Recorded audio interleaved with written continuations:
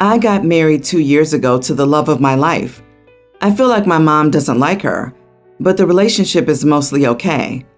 Honestly, since I got married, I feel like I've been left out of a lot of stuff, but the only one I can prove is my mom's birthday trip. To be clear, no one is straight up rude, but my mom and wife don't vibe, and the rest of the family seems meh about her, which makes me sad. My mom has a wall with a lot of pictures on it. There are plenty of pictures of my sister's partner, and there are pictures of extended family, but not even one of my wife. My mom has pictures of her because some of these were taken at events we were at, but she chose those without my wife. Honestly, this is not something I would have picked up on, but my wife did, and it bothered her. My wife's family is huge on family, and while I don't think my mother-in-law loves me, she includes me in everything. I brought it up to my mom and she said she hadn't noticed. I said I didn't really believe her, and she shrugged and said my wife isn't her daughter. I pointed out that my sister's partner isn't her son, or my aunt's husband isn't her brother, but she has pictures of them. My mom said it was her house, and the whole conversation was dumb. Finally, I said she couldn't exclude the love of my life, and my mom said this is a pathetic thing to care about, and we're being weird. My wife was upset and felt like it was a clear statement, so I told my mom she could either put up some pictures of my wife, or we wouldn't be coming over. My mom said, okay, don't come over. That was probably 4 or 5 months ago. So I checked up about Christmas and asked if she had put up even one picture. My mom said no, she wasn't going to. We can't make her, and just don't come to Christmas and see if she cares. Well, we won't be going to Christmas, but my sister is super angry at me and thinks I'm an entitled idiot, and I heard my stepdad was making fun of us. Everyone's the idiot here. Your mom sucks because I believe in your gut feelings, and she does have a point. You can't make her put up any photos. If she has something to say about your wife, she should just tell you. But you kind of suck too, because even if you stood up for your spouse, you made it about telling her how she would be decorating her house, and she's right to stand her ground on this point. My advice would be to call her again, not about decorating, but about the real issue, why she seems to exclude your wife. Not the idiot. You're doing everything right. Time to show them how much better your life is without them. With current events, travel can be tricky, but you should try to do something special for Christmas and take lots of photos. Also, never take or post another photo of yourself without your wife ever again. If you want to get petty, if you know there's something your mom wants, but your stepdad hasn't delivered, for example, a piece of jewelry she wants, buy one for your wife and make sure your mom finds out indirectly, and take and post photos. The part about the SOs being included and not OP's wife makes me mad. If all SOs were left out, I'd say let it go. But if OP's wife is going to be singled out, I say unleash the petty kraken and give it a camera. OP's mom thinks she's winning. She sees this as a competition against the daughter-in-law, and by being a nasty person, she believes she's showing strength. That's a bully mentality. I'm sure if OP moves on with his life, especially if they have kids, his mom eventually will try to crawl back into their lives. Not the idiot. I experienced something very similar. My stepdad, who married my mom and was my only father figure, adopted me when I was 4. His grandmother had pictures proudly displayed in her house, all over, of every possible family member and friend, especially the little ones. She had pictures of my stepdad, mom, and half-sister after they got married, but never any of me. No one said anything until one day I was looking for something, and I was told to let myself in their house and found all the pictures my mom had given her over the years, crumpled and damaged under a lot of stuff. When I asked her what was up, I was in high school at this point. She just said, "You aren't family. You're just his wife's kid." No one defended me, said anything, or even remotely tried to confront her when I told them. So yeah, you did the right thing.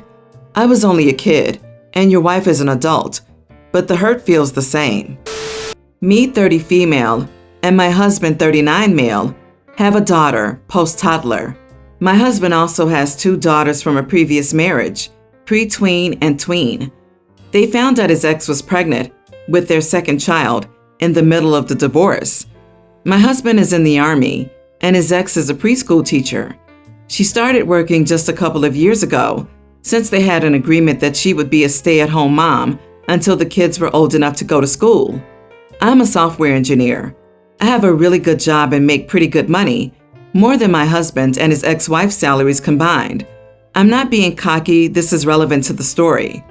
Since our daughter is now at an age to start school, we've been looking for schools. I said I wanted her to go to a private school and told my husband I would pay for it since he pays for his daughter's school. They're good schools, but not like the one I want my daughter to go to. He was okay with this.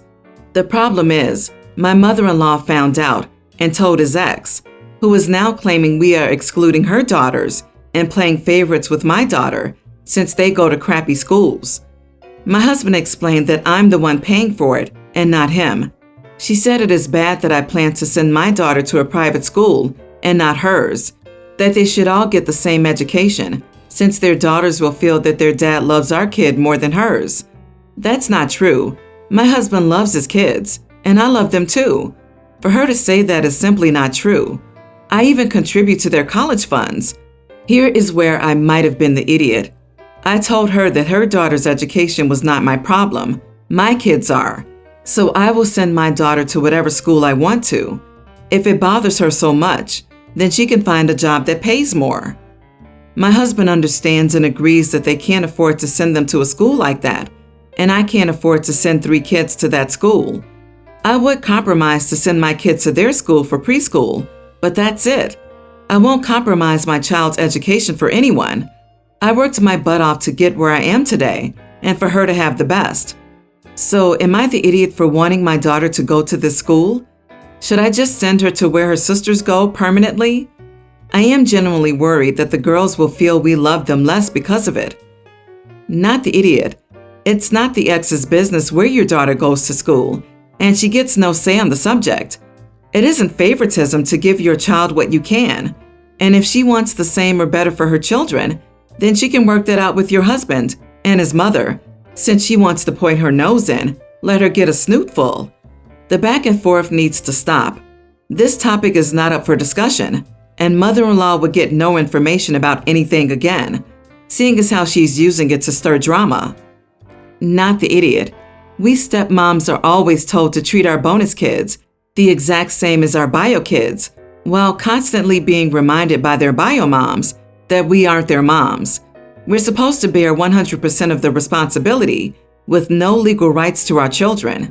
And we're supposed to ignore the fact that a lot of the time, our bio kids have 2 parents to look out for them, while bonus kids have 3 or 4. Turn the tables for a sec. Would you insist she pay half of your kids? Or would that be seen as ridiculous?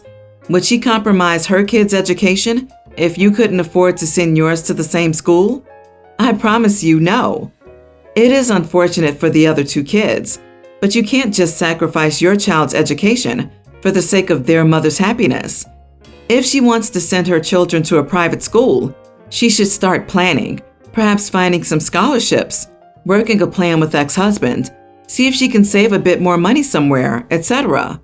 But she can't expect you to punish your daughter for her lack of money. Background info. I, 23 male, am white, and my girlfriend, 22, is black.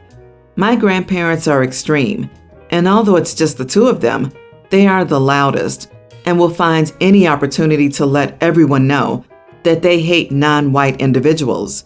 Because of this, I'm not that close to my family, especially my parents.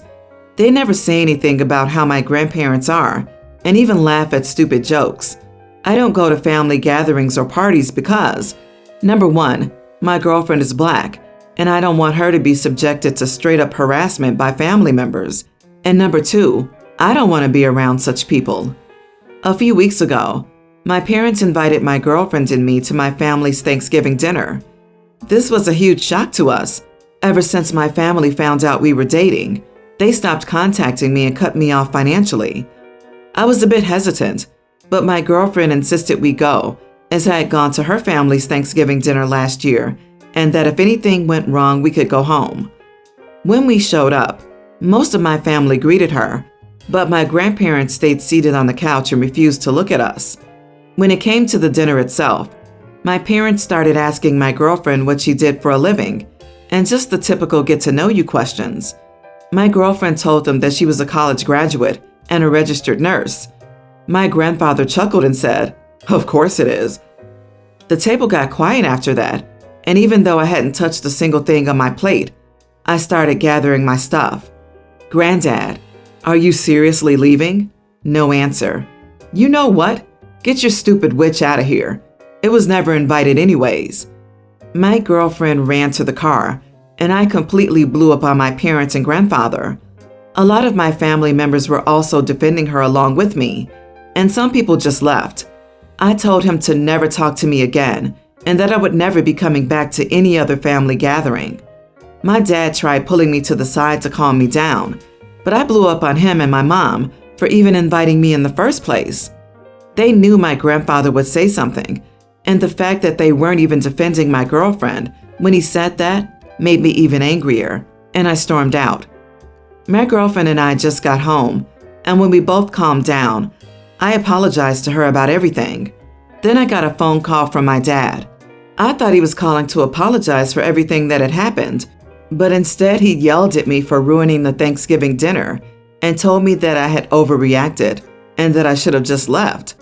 He said that I just made everyone hate my grandparents and that he was born in different times, so I should have just let him be.